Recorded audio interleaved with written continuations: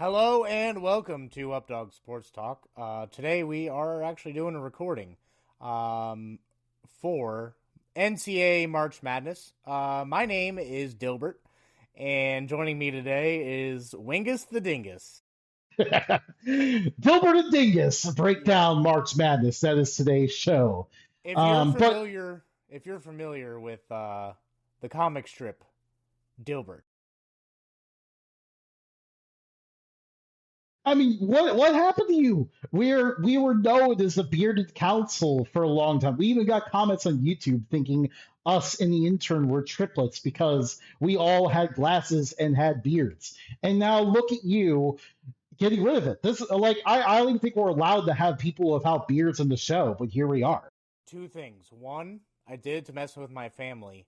Two, technically it wasn't supposed to be part of this show today. So, shout out to our guest. Hope you get better.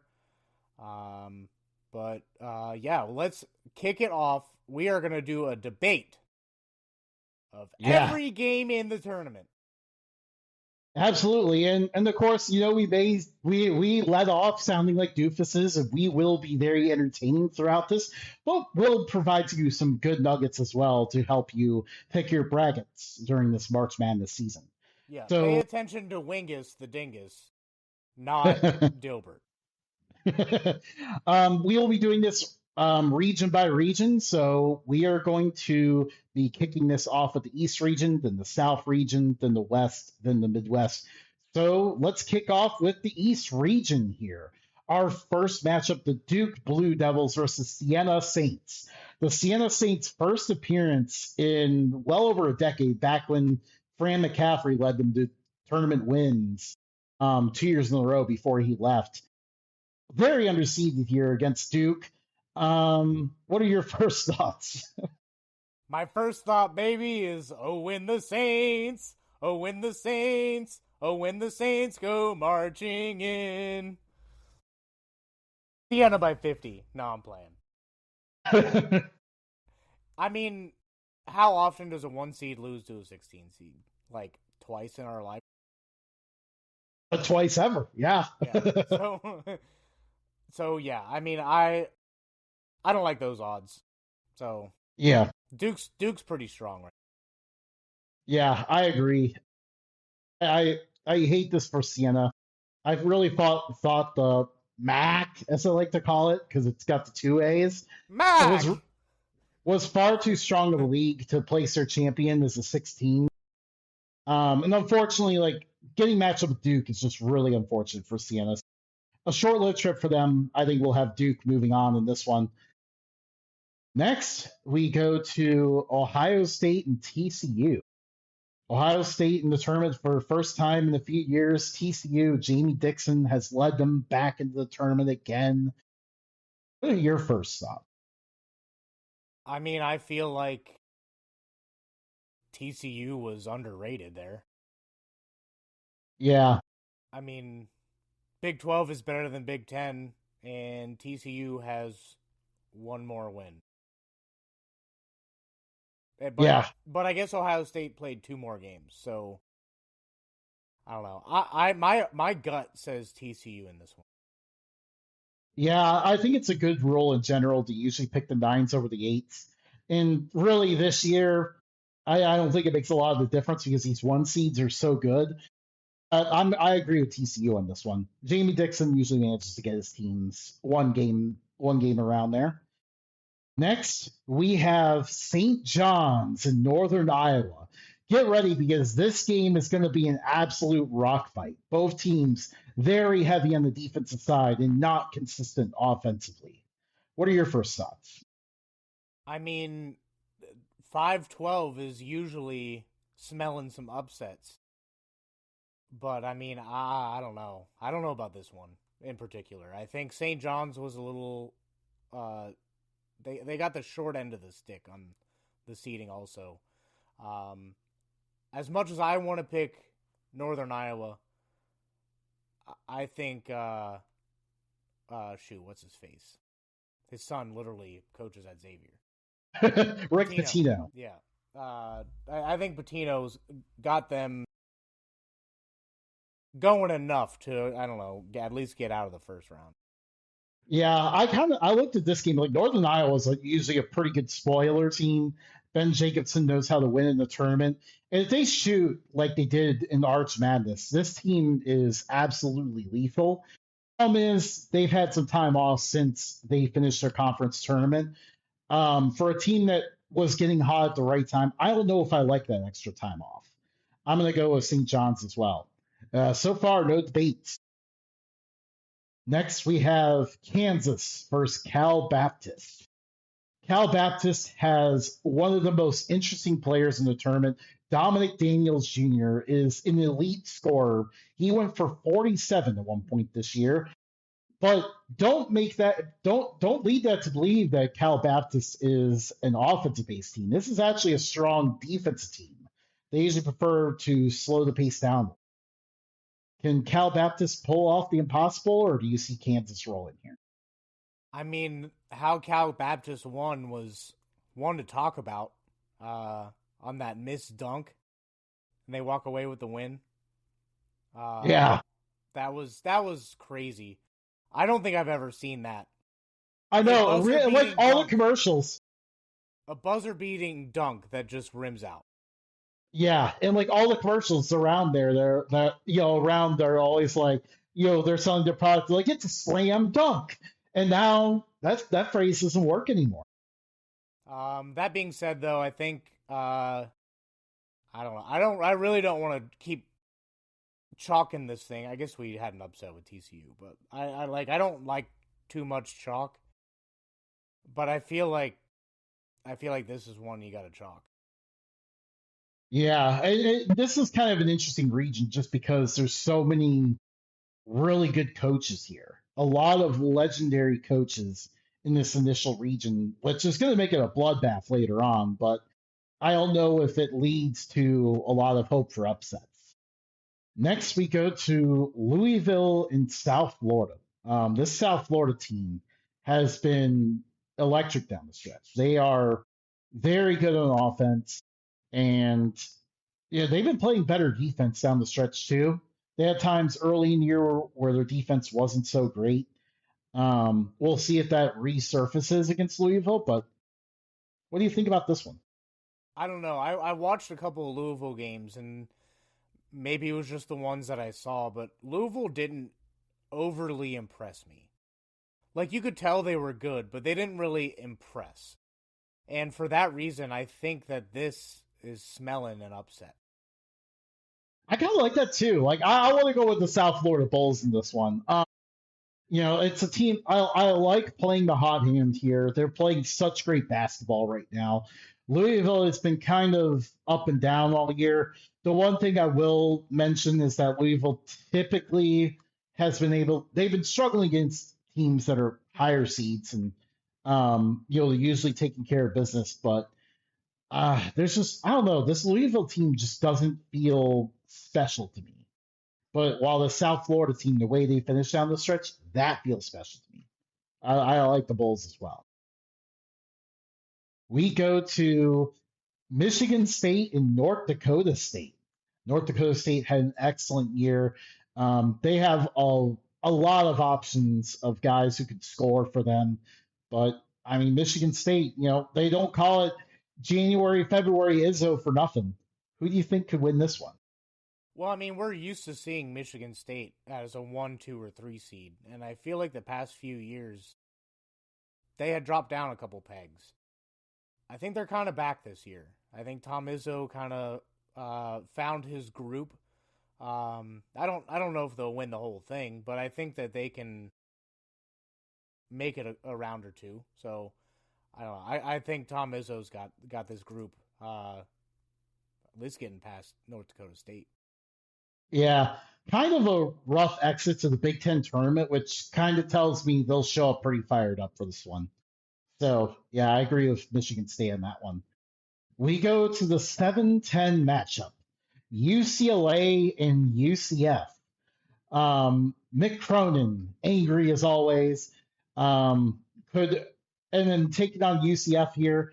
I mean, we either get, we could, looking ahead, we could potentially get a second round matchup with two angry coaches or civil conflict. But we got to focus on this matchup first. UCLA kind of up and down all year. F a little bit underrated, I feel like. But who do you like in this one? I agree with you on the UCF on being underrated. I feel like Mick Cronin is good to get your team to the tournament. And then you really have to have that feel to know if Mick Cronin is going to go further. They're good on defense. They're going to be starving for buckets. Not like even without a defense on the court, they're going to be starving for buckets. And Yeah. Now I'll give you this. The one thing McCronin has been really good at UCLA is at least winning that first tournament game. Yeah, I just don't have a whole lot of faith when it comes to Mick Cronin. Because, like I said, it's a feel thing for me with Mick Cronin. I don't feel like this team has it in them.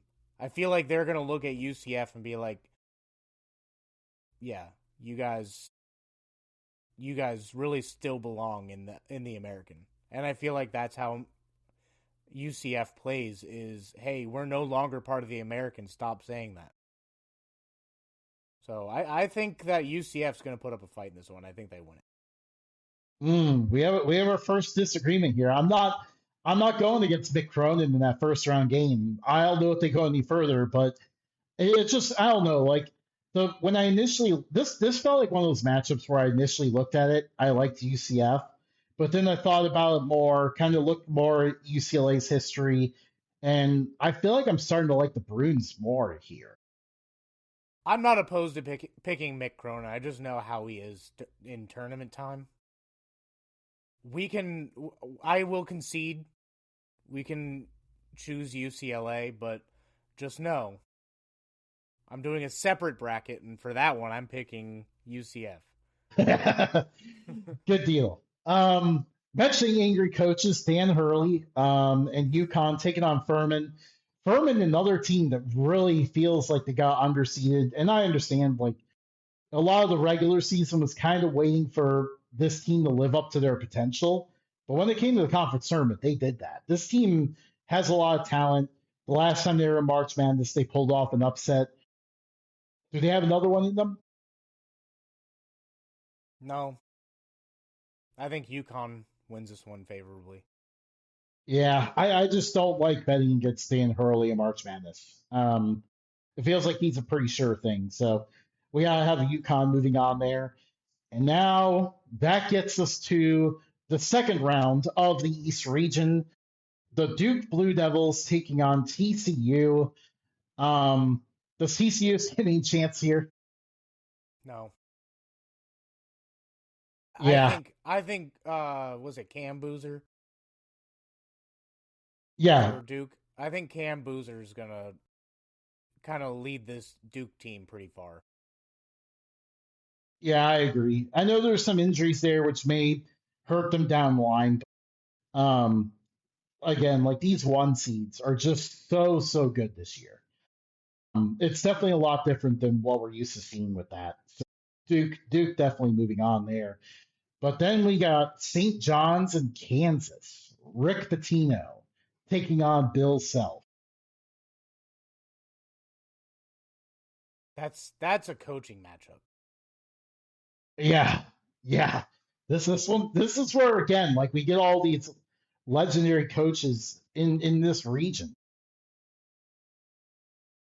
I don't know. I think this is where St. John's can pull it off. Um, Kansas is really good. Kansas is always really good, but I think Patino's got a special team at St. John's right now. Here's the thing that worries me about them. I feel like last year St. John's was really trendy entering the tournament, and this year again we're kind of seeing that where they were very trendy. St. John's last year was basically, I think, like the only top three seed to not make it to the Sweet 16. They were the biggest disappointment of the whole tournament. So that kind of has me worried about them, and I feel like we're also in that situation where nobody's really talking about this Kansas team. They have a lot of talent on there, and they've shown at times this year they can be elite. I don't know if I like doubting Kansas in the spot, you know? Yeah, I just any team that loses to Cincinnati at the end of the year, that a Cincinnati team that fires their coach, I don't have a whole lot of faith in. I mean, their Kansas coming into this game is 5-5. St. John's is 9-1, and their only loss was to UConn. Yeah, although that loss kind of felt like five losses. Yeah, that was a big Uh, loss, but but they did get um, their revenge. yeah. The only thing is though, St. John's 6 more points a game, um, offensively, and then defensively they give up 1 more point. So to me, a lot of things just say St. John's wins here. Okay, you can go with You can blame it on me. it. Our next matchup, we have one of our upset picks. We have the South Florida Bulls taking on Michigan State. Can South Florida keep this run going and no go another game? Or will Tom Izzo continue his winning ways? I think Tom Izzo continues his winning ways. I think South Florida, as good as they are, they got the short end of the stick getting the East. I think if they were to face any of these teams in like if they were to, not saying that they're a championship team, but if they were to make it to a championship game from the West or the Midwest, I think then they could take on some of these teams. But early on, the experience alone is going to get some of these coaches to move on to the next round. So I think this is where Tom Izzo is just like, yeah, Yeah, this is I don't know if South Florida has enough defensively to stop Michigan State here. And then the battle of the two angry coaches, Dan Hurley versus Mick Cronin. No matter what happens in this game, someone is going to be complaining before, after, and during this game. But on the court, UConn versus UCLA, who will win? I allowed Mick Cronin to get a first round win. That's at best with this team. UConn is Yeah, going to wipe the floor with them. yeah, I agree. Again, I said that Mick Cronin was going to get UCLA through that first game. The second game kind of depends on the year, and lots of times, not so much. In this case here, especially, not so much. Not only do I not trust UCLA, but also UConn is just a very tough team to play, and I think they're going to be pretty fired up if they're to beat down St. John's game. That gets us to the Sweet 16 in the East region. We have Duke versus St. John. The Rick Pitino run, can it continue, or do the Blue Devils keep it rolling? I think it's one of those things where that Blue Devil offense is just too good. No matter what Yeah, defense you have, you're not going to keep up offensively with them. It's just tough. I don't see a way that St. John's wins this game. yeah, there's not much of a path. I mean, they can force some turnovers, maybe do something like that, but for the most part, like it definitely feels like Duke is going to win this one. And then, man, I mean, what a showdown with UConn and Michigan State. This one, Dan Hurley versus Tom Izzo. This is going to be if this is the matchup here. This is an elite matchup. What are your They first thoughts on that? they're very similar teams. I mean, statistically at least. Michigan State 6-4 in their last 10. UConn 7-3. Michigan State net rank is 11. UConn 10. Um, Record against top 25, just 1 win off. So they're like right there neck and neck statistically with each other. UConn. So here, let me put this out here then. One of the things we need to think about, because we are putting together a bracket here, one of the things we need to think about is that usually you don't have back to back years where more than two one seeds advance to the final four. So we may need to think about what our path is here because I think UConn can beat Duke. I don't think Michigan State can. I don't think So so either. if we want UConn to the final, if we want a not a one seed to the final four, UConn is our path forward here. I mean, I was gonna say that UConn will probably squeak this one out and move on. I don't like a 1-2 matchup, but at the same time, this is the best part of the bracket. So I think Duke and UConn are just too good. Yeah, yeah, agreed. So we're moving UConn on here, and Although I then can see Michigan State winning this game, but I don't necessarily think that Tom Izzo would get that gang going much further. yeah, but now like we get Duke versus UConn. UConn, I feel like if they've gone this far, I feel like UConn could pull this off. Again, Duke dealing with that injury. Um, Maybe that comes back to bite them once they get tasked with dealing with an elite team like UConn. Are all four guys like out for an extended period of time, or are they just out the first game or two? So, Caleb Foster is their main player that got hurt. He is a key piece to the team. They won the ACC tournament without him, but they definitely looked more vulnerable. Florida State nearly took them down in that tournament. They had a last shot of three for some reason when they were down one. Don't know why they did that. But yeah, so that's kind of the situation there with Duke. Foster expected return April 3rd, which would be around this game. Yeah, well, no, Elite A is around the end of March, 3/20, 3/29. So if they get to the Final Four, then you have him. So this is really like for Duke to make a championship run. This is the game they have to survive. Yeah. But I mean, before this, they weren't, judging by the matchups, they weren't necessarily like overly tested either until this matchup. Yeah, But can, is Boozer, Boozer's probably the favorite to win Player of the Year, right? I would say it's pretty close. Yeah. But I mean, 22.5 points per game in college. That's your entire team, pretty much. So There's a lot of really good one and done players. You have UConn, kind of a more experienced squad than their side.